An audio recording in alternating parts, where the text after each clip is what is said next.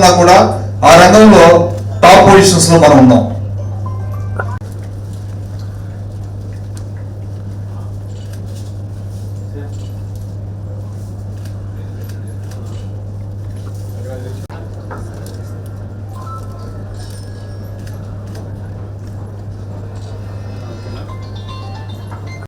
మేము 2017 నుండి మహా సిమెంట్ డీలర్గా ఉన్నాము.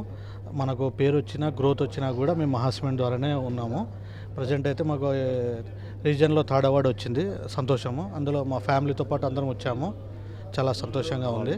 క్వాలిటీ కూడా మనకి ఇబ్బంది ఏం లేదు. కర్నూలులో సేల్ బాగుంది సార్, ఇప్పుడు బాగా ఇంప్రూవ్ అయింది.